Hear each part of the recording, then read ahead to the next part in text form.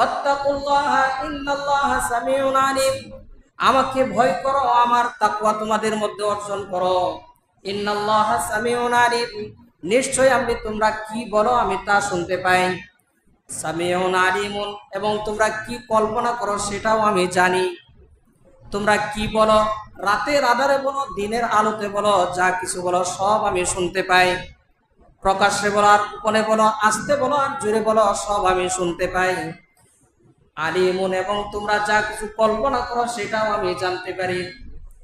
এরপরে আয়াতের মধ্যে আল্লাহ তাআলা বলেন, ইয়া আইয়ুহাল্লাযীনা আমানু লা তারফাউ আসওয়াতাকুম ফাওকা সাওতিন নাবিয়্যি ওয়া লা তাজহারু লাহু বিল কওল ولا تجهروا له بالقول كجهر بعضكم لبعض أن تحبط أعمالكم وأنتم لا تشعرون।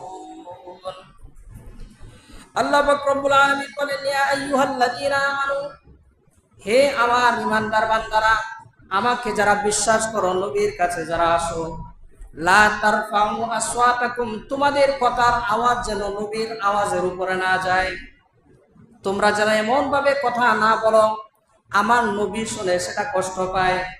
লা তারফাউ আসওয়াতাকুম, তোমাদের আওয়াজকে উঁচু করো না, এমন উচ্চ স্বরে কথা বলবা না যে স্বরটা তোমাদের স্বরটা আল্লাহর রাসূলের আওয়াজের উপরে চলে যায়, এমন করে কথা বলো না।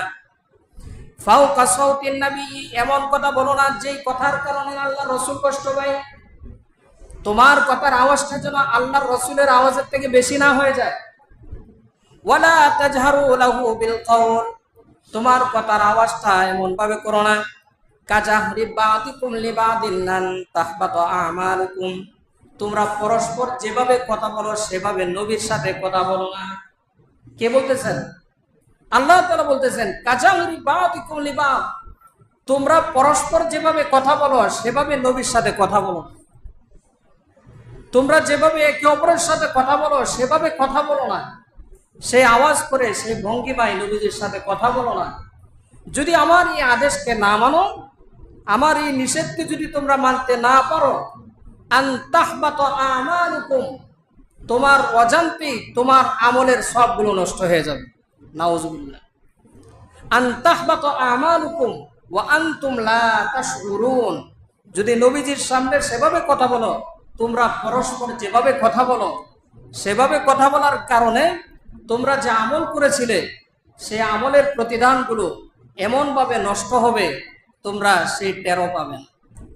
কে বলতেছেন এই কথা? আল্লাহ পাক রব্বুল আলামিন বলতেছেন যে নবীর সামনে এমনভাবে উচ্চস্বরে কথা বলো না যেমনিভাবে কথা বলো তোমাদের পরস্পর একে অপরের সাথে। যদি এভাবে কথা বলো তাহলে তোমাদের আমলের প্রতিদানগুলো নষ্ট হবে, এবং এই যে আমলের প্রতিদান নষ্ট হলো তোমরা সেটা টেরও পাবে না, তোমাদের অজান্তেই তোমাদের আমলের সবগুলো নষ্ট হয়ে যাবে। এখন কি নবীজি আছেন? এখন তো তিনি নাই। তো এই আয়াতের বিধান কিয়ামত পর্যন্ত থাকবে কি থাকবে না? এই আয়াতের তাফসীর যিনি করেছেন এই বিশ্বের মধ্যে কিয়ামতের আগ পর্যন্ত যিনি সর্বশ্রেষ্ঠ মুফাসসির, হযরতে আব্দুল্লাহ ইবনে আব্বাস রাদিয়াল্লাহু তাআলা আনহু। হযরত আব্বাস রাদিয়াল্লাহু তাআলা আনহু তিনি হলেন নবীজির চাচা।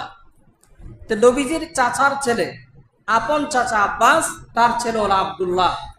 এই আব্দুল্লাহ ইবনে আব্বাস রাদিয়াল্লাহু তাআলা আনহু শ্রেষ্ঠ হলো তাফসীরের জগতে তিনি সর্বশ্রেষ্ঠ মুফাসসির, রাইসুল মুফাসসিরিন। তাফসীর জগতে সর্বশ্রেষ্ঠ মুফাসসির, তার মতো মুফাসসির এই পৃথিবীতে অতীতেও আসে নাই, কিয়ামত পর্যন্ত আসবেন। তিনি বলেন, এই যে আয়াতের মধ্যে আল্লাহ তাআলা আদবের কথা শিক্ষা দিলেন যে নবীদের সামনে তোমরা পরস্পর যেভাবে কথা বলো সেভাবে কথা বলো না, এই বিধান কিয়ামত পর্যন্ত থাকবে। নবী না থাকলেও নবীর ওয়ারিসদের সাথে যেন সাধারণ মানুষ তারা আদবের সাথে কথা বলে, এই আয়াতের বিধানটা কিয়ামত পর্যন্ত থাকবে। নবীদের সামনে যেমন সাহাবায়ে কেরাম উচ্চস্বরে আওয়াজ করে কথা বলা নিষেধ ছিল, কিয়ামত পর্যন্ত সাধারণ জনগণের জন্য উলামায়ে কেরামের সামনে উচ্চস্বরে কথা বলা নিষিদ্ধ। কে বলতেছেন এই কথা? হযরত আব্দুল্লাহ ইবনে আব্বাস রাদিয়াল্লাহু তাআলা আনহু। যিনি পৃথিবীর ইতিহাসে সর্বশ্রেষ্ঠ মুফাসসির, যার তাফসির ছাড়া সকল তাফসিরের কিতাব অচল, যার তাফসির ছাড়া কোনো তাফসিরের কিতাব চলছে